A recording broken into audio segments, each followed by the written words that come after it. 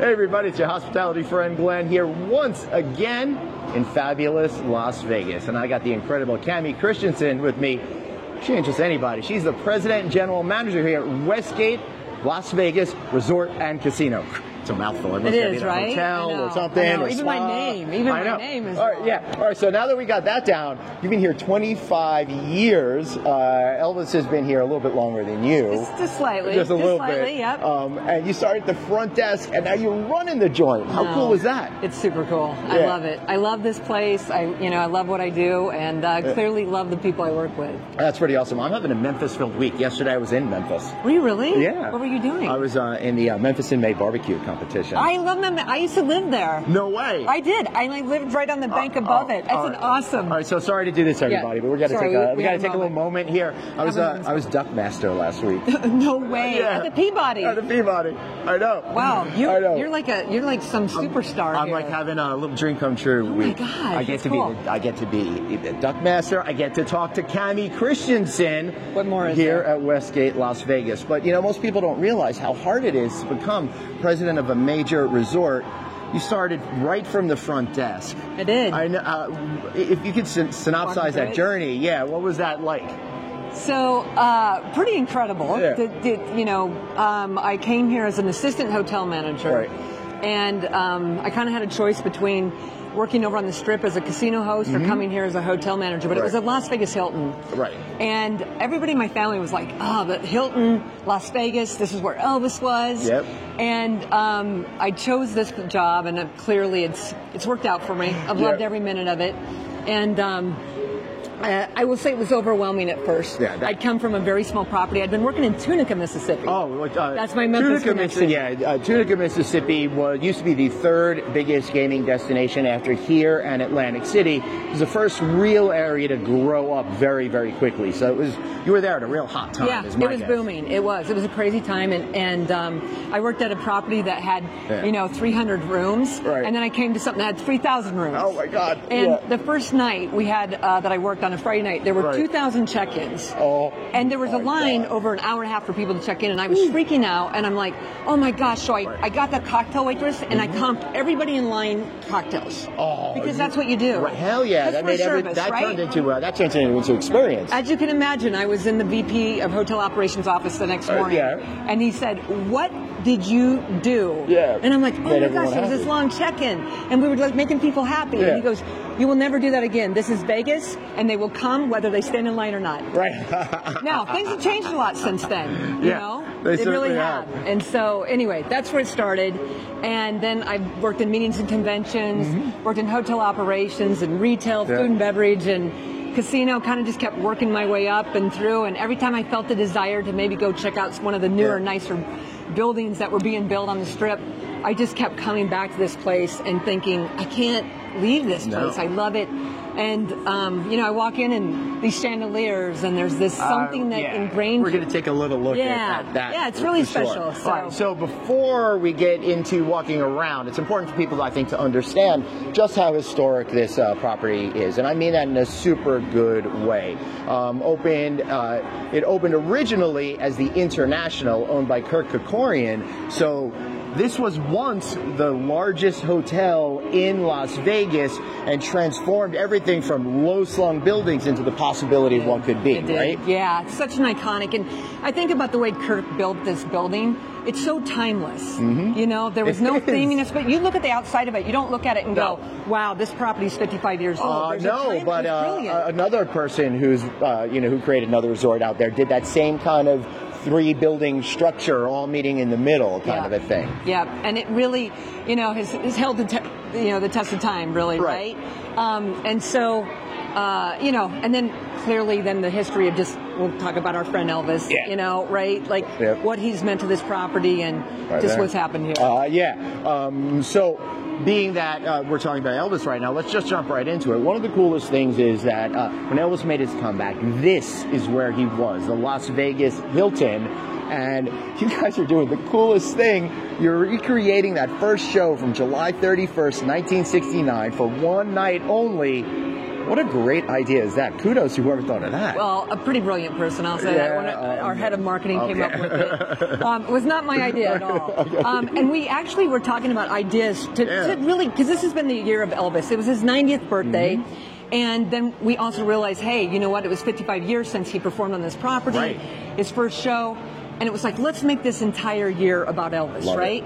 And so we were like brainstorming. And did you have to take Barry Manilow's son and go, listen, we still love you, but we gotta. They work very well together. You know, Barry Two has a lot kids of in their own respect. right. Yes, they are, right? And Barry's just as much as a part of this history is going to be for years to come. Lifetime engagement here. But back to Elvis. Yes. So anyway, we just thought, you know what? Let's just do something fun like this. Maybe a few people will show up, right? Yeah, right. So 1969 Live has become a really huge deal, and it's sold out. The first show sold out. You added a second. We did. I think this is you're gonna add more. The second I heard it, I'm like, this is the type of show that Vegas needs when on nights Barry's not here, for example. I agree with you. I think there's something really neat there. We saw that there was something special there, and you know what's interesting? The shows now are usually 60, 75 minutes, something like that. His show is 50 minutes. Wow. You know, that's how it was. They got him in there, they fed him, the show, and then they were back out again. So it's going to be an interesting concept to see how we kind of grow it from there. Right. Yeah, so I think that's going to be really fun. And that's what I think customers are looking for right now.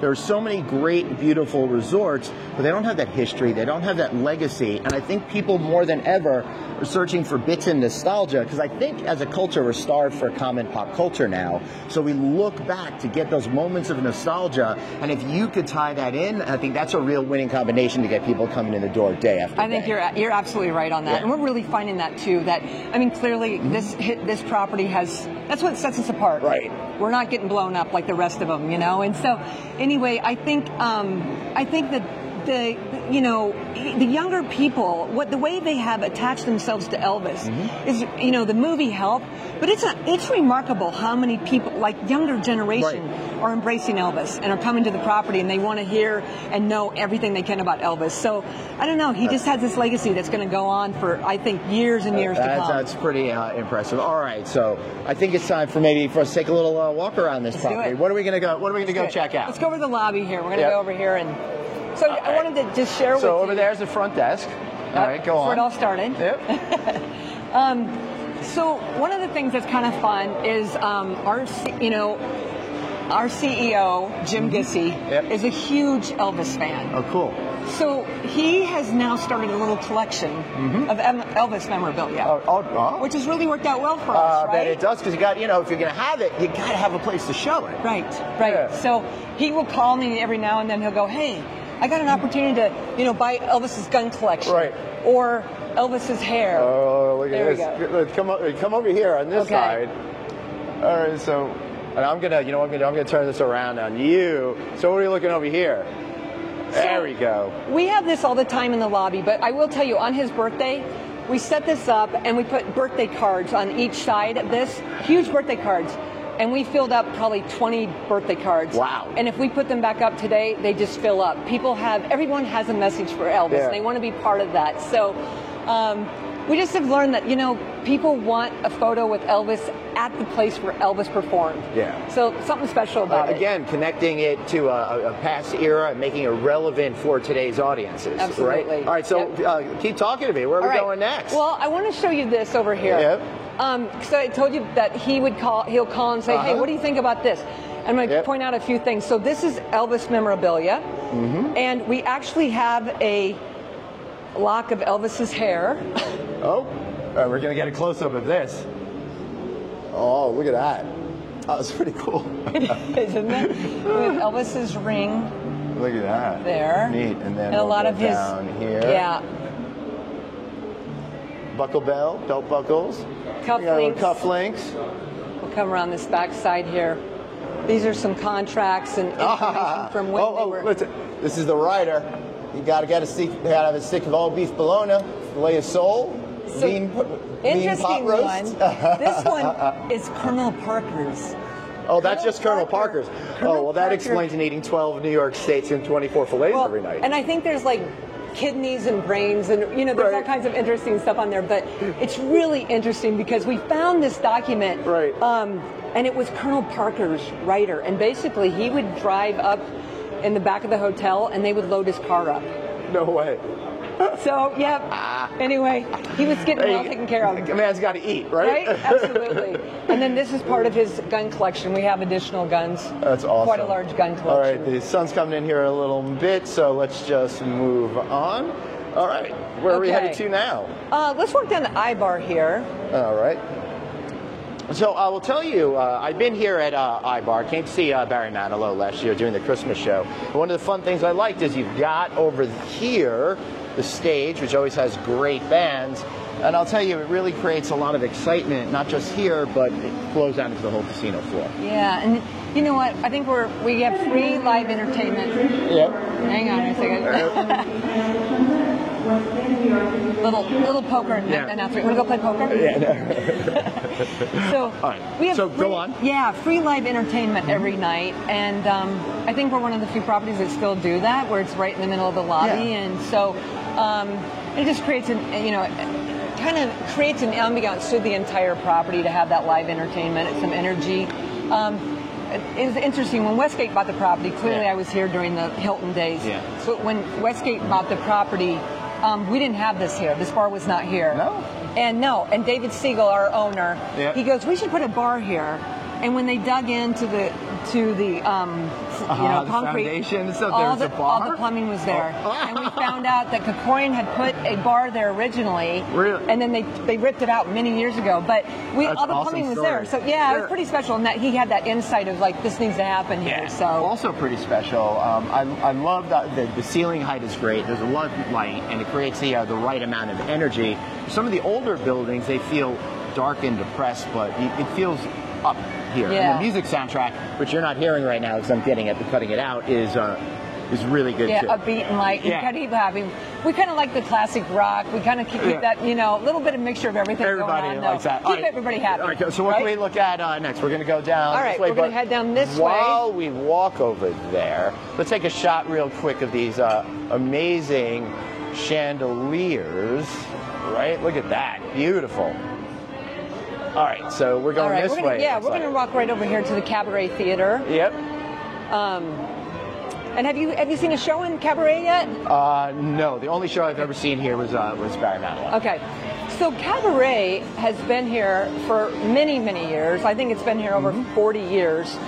And it's one of the what we love about it is it's has such an intimate feel to it. Yeah. There's 300 seats. After you, and I'll turn the camera around on you. You can show us off. Oh, wow. Kind of the old vintage Vegas kind of feel to it. Classic Vegas, baby. I haven't seen something like this. Oh, my goodness. And wow. Yeah, and so we have Jen Kramer in here, the magician, and then we have Solo Motown and The King Comes Home. Of course, we have an Elvis tribute show. Yep. And it's just such a great little theater. People love it. People love to perform in here. And it just, again, has stood the test of time here too, as well. Yeah. So we haven't. You gotta modernize a few things, but you gotta keep that old touch of legendary Vegas. One of the things that I love most when I go to like different resorts and stuff is the older ones in particular. It's when they're able to keep the roots of what makes it special, but modernize it for today's travelers. So they have the electricity, they have the conveniences, they have all of those kinds of things. Yeah. Yeah, and that's exactly, you hit the nail on the head. That's exactly what we're trying to do at every turn, to make sure that we keep what is special and unique about the history of this place, but keep on putting the little modernizations in, right? I love it. Yeah, anyway. All right, so let's go to the next place. Maybe this is time to pause and move on? Yeah, let's do it. All right, we're going to pause. We'll be back in a flash. All right, flash cut. We are now in the theater, and Cami over here is going to show us something really cool, really special.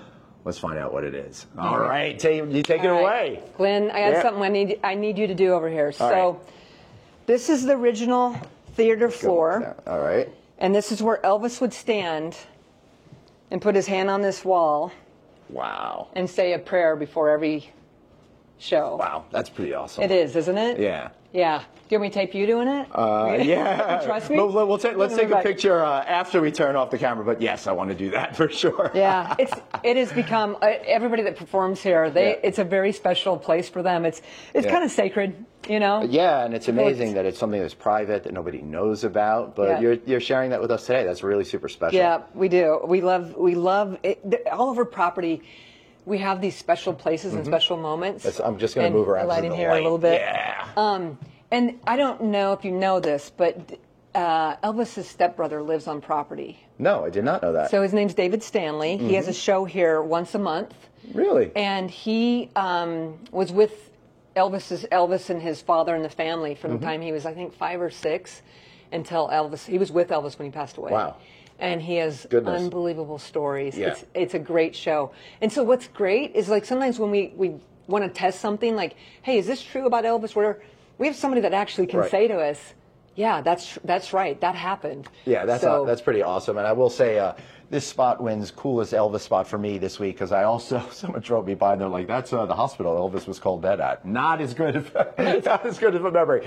But when the King showed up here, he had to get ready before he took the pose. So where would he get ready? Let's go. Downstairs. Here we go. I'm following you. All right. All right, we are in special Cami mode right now. So, whatever. I'm sitting here in the basement looking at a water fountain. What's going on, Cami? So, Glenn, this was Elvis's water fountain, and we have not changed it. It's been here for 55 years. Wow. And our guests that get to come down here, of course, they go crazy they get to take a drink out of Elvis's water fountain. That's really wild. So, I mean, yeah, there aren't many of these left, and this will not leave.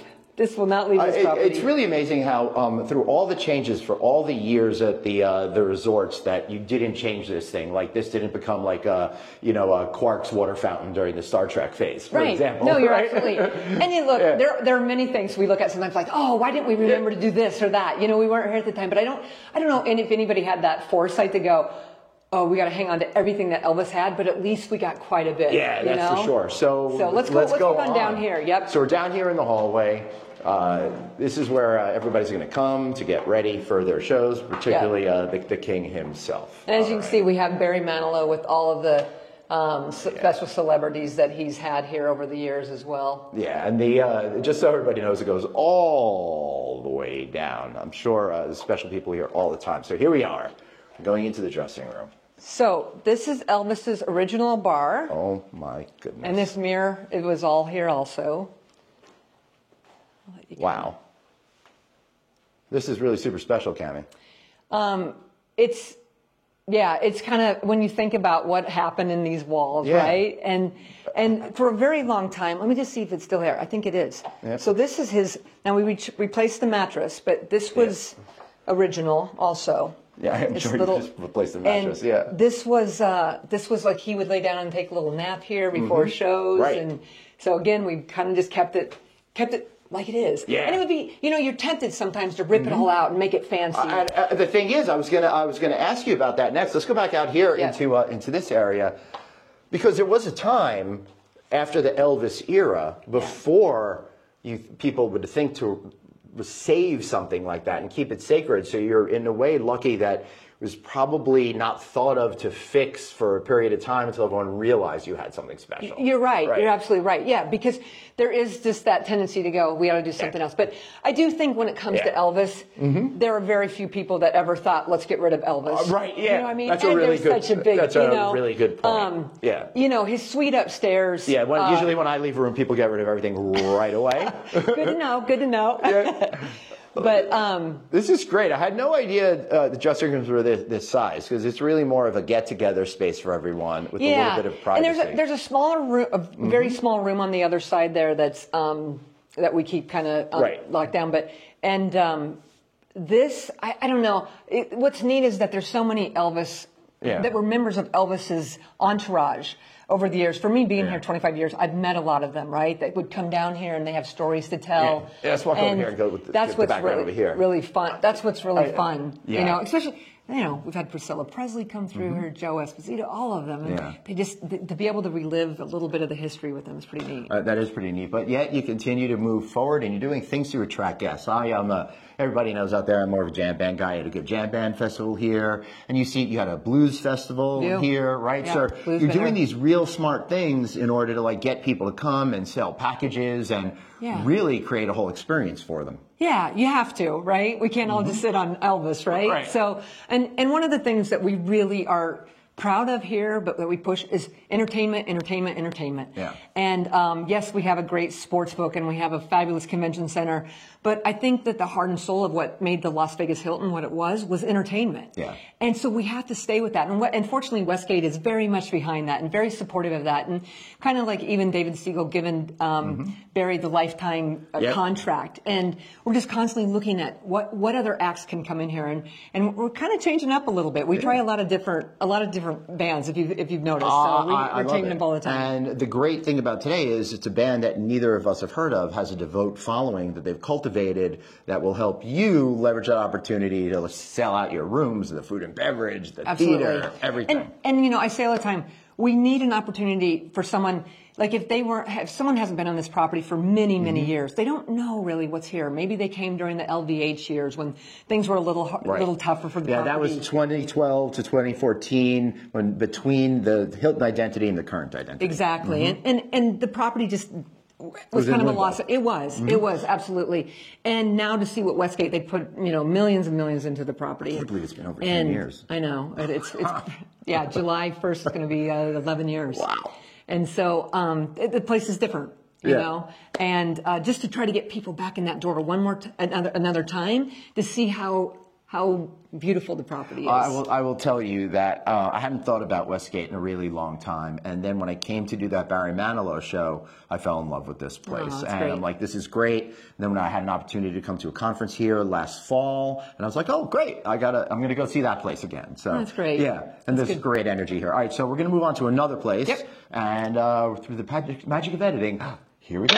And we are back with Cammie in a really cool sports book. I didn't realize that it was going to be this pretty cool over here. Look at all these screens and all these seats. Yeah, we're really proud of our sports book. Yeah. World's largest, you know. And it's just been the one that people have gone to forever because of the experts we have with the line. You want to keep walking down this way? Yeah, let's keep walking. All right, let's do it.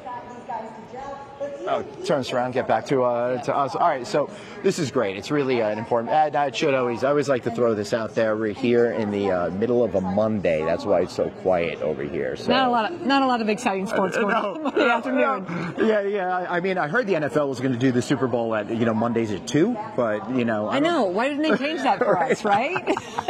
Anyway, usually I'm sure this place is packed, particularly football season and beyond. Yeah, football season, NBA. And right now, I'm telling you, this is the place to be. Any major sporting event going on, the place is packed and a lot of energy. And we're really proud of it. We love it so much. It's So you're taking a very different approach. It seems like either people are getting rid of their sports books entirely, or trying to rethink it, or just trying to turn them into nightclubs.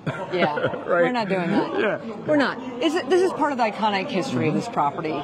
This sports book, and to take this out of here and put it in a nightclub, it would never make sense to us because we love our sports book. We love the crew down here, and like I said, it's a major part of our property. I really love the vibe down here. It's super chill. All right, I'm gonna have to come down here and watch the Jets lose sometime. Anytime you want. Anytime you want. All right, let's go to the next stop. We'll see you guys in a minute. So we found ourselves back on the casino floor where we started, but we got a different point of view right now. So where you guys are sitting is where the front desk is, and we're looking out at Velvet, brand new bar that you opened here. I love, again, how you're balancing today's aesthetic with those hints of nostalgia and legacy. Absolutely. Like, the dichotomy between old and new, we're constantly leaning into that. So we opened up our Velvet bar probably about last fall, and then just recently, if you want to keep walking, we keep walking down here.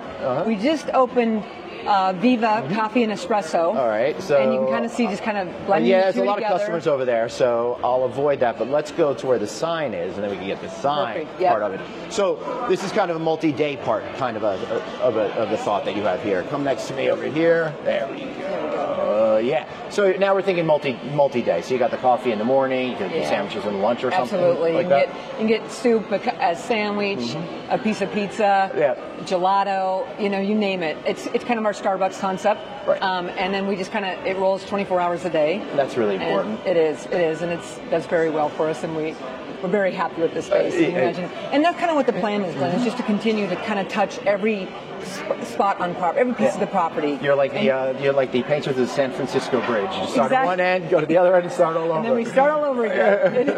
It's very true. Well, when you're dealing with such a massive resort, and this interview is going on so long, I love it. We're not even going to be able to see the massive convention center out there. No, we'd be walking for an hour. Right, we had 250,000 square feet of convention space. Wow. And clearly, we are the convention hotel, being right next there to the convention center.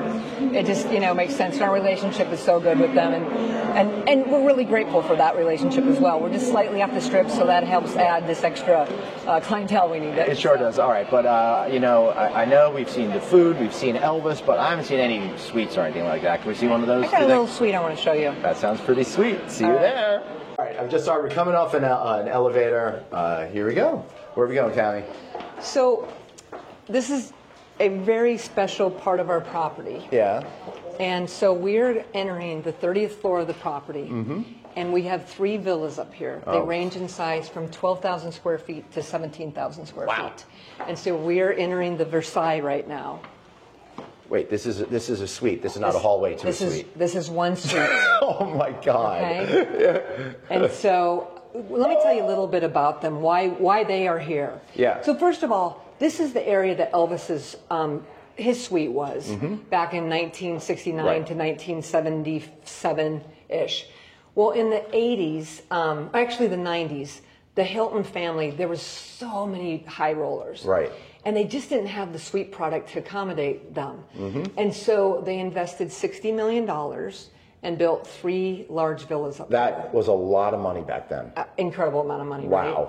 And I've heard that the level of play at the time, they got an ROI in 6 months. Wow. They were paid for in 6 months. Can you? I know, right? It's unbelievable. Oh my goodness. So let's take a little walk around here. Yeah. So 1995, built in 1995. This particular one is 12,000 square feet. It's one of the smallest. It's the smallest one, but it has 2 stories, which I'm going to show you one of the greatest views in all of Las Vegas from the patio upstairs. So, all the frescoes are original painted, hand painted. All the fixtures are Italian. Marble's Italian. Oh. Wow! Look at this room, everybody. This is spectacular, elegant. And not the kind of design I would have expected from seeing the rest of the place. Is much more posh and special and using a completely different kind of visual appeal. They all have their own private pool. Yeah. And they come with a butler. Wow. At least one. Sometimes you need a few more. Look at all these beautiful flowers. And for those of you who don't have the smell-o-vision turned on your computers, they smell absolutely fresh like they were just picked. And the private pool and backyard. At the roof of a Las Vegas resort. Oh my God, this room never ends. Look at this. I think this is the bathroom. Yep, his and her showers. Because his and her bathroom sides. And who doesn't want a fireplace in their bathtub? Wow. This is beautiful because I love all the space you can for dressing, coming back around this way. You got the other person's side. Huge closets on both sides because I guess people, I don't know, stay here for a long time. I don't know what. I think at the time, too, what I find, even when I started in 2001, we still were a property, the Las Vegas Hilton, that really played the high rollers. Right. And what I always found interesting is that we'd be full all the time with high rollers, but you'd get bumped. They were always getting bumped, so someone with more money would come in and bump out the guy that had $1 million, and he'd be like, "I got $1 million too." Right? Yeah. You know, and there was such a fight and a battle. We had one person that just managed the reservations for these 3 villas. Yeah, and imagine if the fight's in town, everybody wants to be in at the same exact moment. And so it was it became an ego trip of just, I got a little bit more than he does, right? Well, it's a good thing society's not like that anymore. Oh my God, this is beautiful too. So, oh my great view of the goodness. sphere. We're going to go upstairs also, you can see it, but wow. A lot of reflection coming off here. Yeah, so there's the convention center. You guys are familiar with all those buildings down there. I don't need to tell you what they are. Wow. Absolutely incredible. Anything we need to know, anything else about this beautiful, incredible space, Cami? Well, you know what? I'd love to take you upstairs. You got All time? right, so let's go upstairs and we'll do that right now. All right, rooftop of the Westgate. Check that out. Oh, Cami. Yeah. How freaking incredible is this view up here? Well, I wanted you to see it because it is pretty special. And I always say this is the best view in Las Vegas. You have the Sphere right out there, and this is the greatest place to watch fireworks, I have to tell you. Oh, my God. Watched I didn't a lot even of think about fireworks that. New Year's Eve. It's incredible. So, you know, and again, it's part of the iconic history of this property, but not many people have seen this area. Yeah. And the fact that Elvis's suite was up in this area, and we're going to lean into a little something with Elvis's suite area. We'll tell you more to come on that. I know. Okay? Yeah, and there's other stuff that I can't tell you either, which is eating at my soul right about now. It's coming. All right. Always surprises. I know. All right, so I think what I want to do, because it's so great up here, instead of us finishing up outside, let's do this. Let's talk about it. Right down there, we got the monorail. And then right over there, you've got the brand new loop station. And I was riding over here on the monorail, Cami, because, you know, if you're reporting on Las Vegas, you got to live Las Vegas. And I came from the Strip. It was just super easy. And it's right outside your doorstep. Some of the other resorts, they're set like 5 miles behind it and stuff like that. So it was super easy. And now you've got the loop. You guys, you know, we're connected. You may not be on the Strip, but you said that C word. You are connected. Yeah, Glenn. I'm so happy and proud of that. We are the most connected property in all of Las Vegas right now, and I think I told you there's a surprise I can't really announce yet, but we're going to become more connected. Okay, so and the loop has just been a game changer for our convention guests. They can jump on the loop and be over at the convention center in like 30 seconds. Yeah, for sure. And you know, airport's coming soon. The cool thing, and the cool thing about the loop is that it's going to be like the Las Vegas Strip, the cluster effect. The more stops they are, the more everybody's really going to be able to benefit, and it's going to keep people moving, and it's going to keep people coming over here to check out Barry Manilow, to experience old school Las Vegas in a modern setting, in order to hopefully lose a few bucks in your table games and stuff like that. We like give it away too, and have a great meal or two, which we didn't even get to talk about. Next time. Yeah. Anything you want to add before we say goodbye to these fine folks? I want to thank you, and like I said, I think you can tell we're so proud of the legendary Vegas fun that this property represents, and welcome anybody that wants to come in our doors. We'd love to have you here. Thank you so much, Cami. Thank you so much. Be sure to share, like, subscribe, all of that kind of good stuff. I'm Glenn. That's Cami. What a special interview this was. See y'all later. Bye-bye.